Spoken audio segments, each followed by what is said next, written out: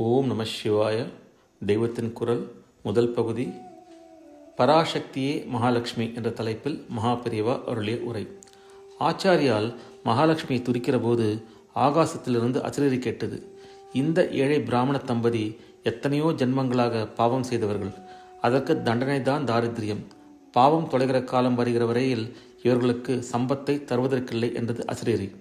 உடனே ஆச்சாரியால், இவர்கள் ஜன்மாந்தரங்களாக செய்த பாவம் இப்போது இருப்பதை விட கூட அதிகமாக வேண்டுமானாலும் இருக்கட்டும். இத்தனை அன்போடு அகத்தில் இருந்த ஒரே பக்ஷயமான நெல்லிக்கனியையும் எனக்கு இவள் போட்டிருக்கிறாளே. இந்த அன்பும் தியாகமும் எத்தனை புண்ணியமானவை. சாப்பாட்டுக்கே இல்லாத இவள் எனக்கு பிக்ஷை போட்ட பலன் எத்தனை பாவத்தையும் சாப்பிட்டு விடுமே என்றார். அம்மா மகாலட்சுமி, இவளுக்கு இருக்கிற மாதிரி உனக்கும் அன்பு நிறைய இருக்கிறதே. அதனால் ரொம்ப கண்டிப்போடு நியாயம் மட்டும் வழங்காமல் அன்பை காட்டி அனுகிரகம் பண்ணம்மா என்று லக்ஷ்மியை பிரார்த்தித்தார். லக்ஷ்மியிடம் அவர் ஏழை பிராமண ஸ்திரீக்காக முறையிட்டதற்கு கனகதார ஸ்தவத்திலேயே உட்சான்று இருக்கிறது. தத்யாத் தயானு பவனோ என்கிற ஸ்லோகத்தில் இது வெளியாகிறது. சாதக பட்சி மழை துளிக்கு இயங்குகிற மாதிரி இவர்கள் சம்பத்துக்காக இயங்குகிறார்கள். இவருடைய பூர்வ பாவம் மழையே இல்லாத கோடை மாதிரி இவர்களை தகிக்கிறது என்பது வாஸ்தவம்தான். ஆனாலும் உன்னிடம் தயை என்கிற காற்று இருக்கிறதல்லவா, அந்த காற்றினால் உன் கடாட்ச மேகத்தை தள்ளி கொண்டு வந்து இவர்களுக்கு செல்வமழையை பொழியம்மா என்கிறார் இந்த ஸ்லோகத்தில். இப்படி அவர் ஸ்தோத்திரத்தை பாடி முடித்ததும் மகாலட்சுமிக்கு மனம் குளிர்ந்தது. அந்த ஏழை பெண் அன்போடு போட்ட ஒரு அழுகல் நெல்லி பழத்துக்கு பிரதியாக அந்த வீட்டு வேலி எல்லை வரையில் தங்க நெல்லிக்கனிகளை மழையாக பொழிந்து விட்டாள்.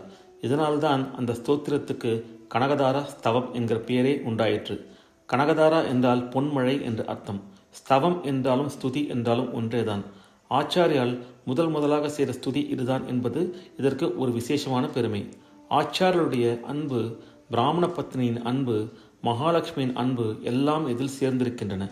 அதனால் இதை பாராயணம் செய்கிறவர்களுக்கும் துர்பிக்ஷங்கள் நீங்கி தர்ம நியாயமாக காலக்ஷேபம் நடத்துவதற்கு குறைவில்லாதபடி சம்பத்து கிடைக்கும்.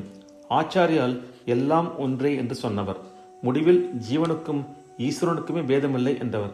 அதனால் அவருக்கு தெய்வங்களிடையே பேத புத்தியே கிடையாது. எல்லா தெய்வங்களும் ஒரே பராசக்தியின் ரூபங்கள்தான் என்று அவர் எப்போதும் வலியுறுத்துவார். அம்மாதிரி ஒரு ஸ்லோகம் இந்த ஸ்தோத்திரத்திலும் இருக்கிறது. கீர்த்தேவ தேதி என்று ஆரம்பிக்கும். கருடக்கொடியோனான மகாவிஷ்ணுவின் பத்தினி என்று சொல்லப்படுகிற நீயேதான் வாக்தேவியான சரஸ்வதியாகவும் தாவர வளத்தை தருகிற சாகம்பரியாகவும் சந்திர மௌலீஸ்வரரின் பத்தினியான பார்வதியாகவும் இருக்கிறாய். 3 லோகங்களும் குருவாக ஒரு பரமாத்மா இருக்கிறது. அதன் சக்தியே நீ. இருவருமாக சேர்ந்து உலக சிருஷ்டி, பரிபாலனம், சம்ஹாரம் என்கிற விளையாட்டை விளையாடி கொண்டிருக்கிறீர்கள் என்கிறார். பராசக்தியான காமாட்சியும் காஞ்சி மண்டலத்தில் இதே மாதிரியாக பொன்மழை பொழிந்து மகாலட்சுமிக்கும் தனக்கும் அபேதத்தை காட்டியிருக்கிறாள். ஓம் நம சிவாய. அடுத்த பதிவில் மகான்களுக்கு அருளிய மகாலட்சுமி என்ற தலைப்பில் மகாபெரிவா அருளி உரையை கேட்போம். ஓம் நம சிவாய. ஹரஹர சங்கர, ஜெய ஜெய சங்கர, காஞ்சி சங்கர, காமகோட்டி சங்கர.